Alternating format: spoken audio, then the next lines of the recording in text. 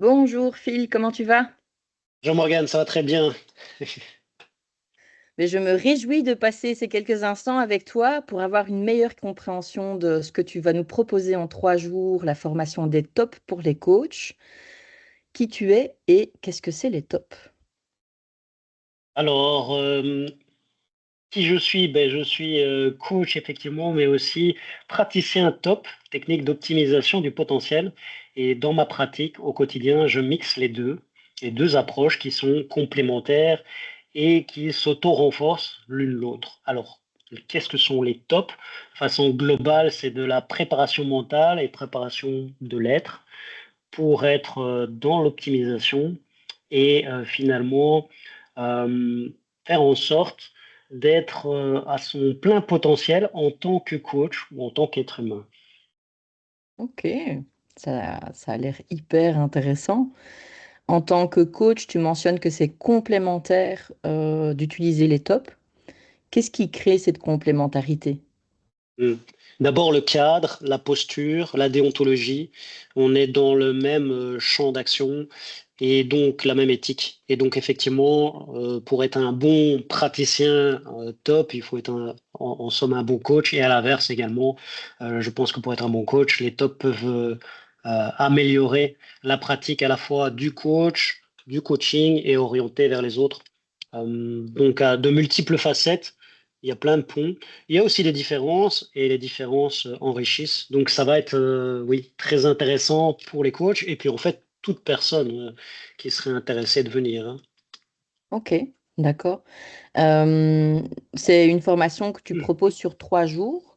Est-ce que tu peux nous en dire un petit peu plus sur comment tu vois le fil rouge de cette formation? Oui, alors le fil rouge va croiser plusieurs éléments.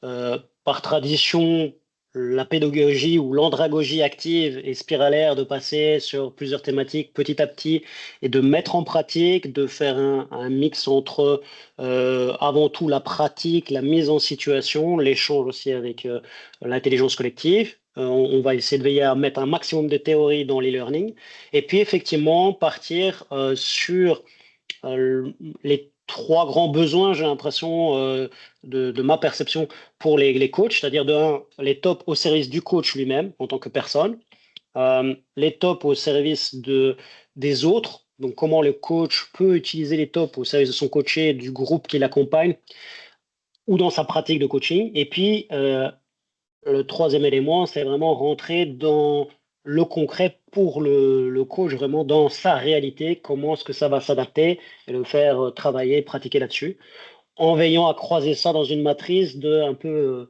le gros, ou d'une certaine manière, le gros mindset, avec les quatre piliers de l'approche, les quatre piliers principaux des techniques d'optimisation de potentiel qui sont un, le dialogue interne, la respiration, les représentations multisensorielles et imagerie mentale slash visualisation, et également tout l'aspect relaxation. Ces quatre piliers s'auto-animent, se renforcent, et donc évidemment, on va veiller à voir comment tout ça s'imbrique, mais ça c'est le fil rouge, c'est croiser cette matrice, et évidemment laisser une part belle aussi aux interactions, aux échanges, aux questions et aux besoins que les coachs ou tout autre leader, top manager ou personne qui est animé à découvrir sur les tops souhaite aborder.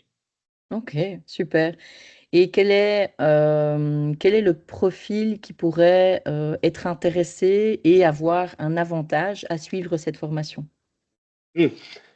De façon globale, tout être humain, de façon plus précise, les gens qui évoluent dans des environnements très changeants, où le stress, la fatigue et la démotivation sont omniprésentes, ou qui accompagnent évidemment aussi, puisque ça peut s'adresser à des accompagnants, des aidants, des psys, des médecins, etc., des gens qui cherchent à travailler sur leur fatigue, leur stress, leur démotivation pour aller vers quelque chose de l'ordre de plus de vitalité, d'énergie, d'adaptation, d'agilité, de flexibilité, quelque chose aussi de l'ordre de plus de motivation dite durable, c'est-à-dire dans le temps, et donc d'une certaine forme de performance. Les tops, c'est très orienté action slash décision, et on travaille avant, pendant, après.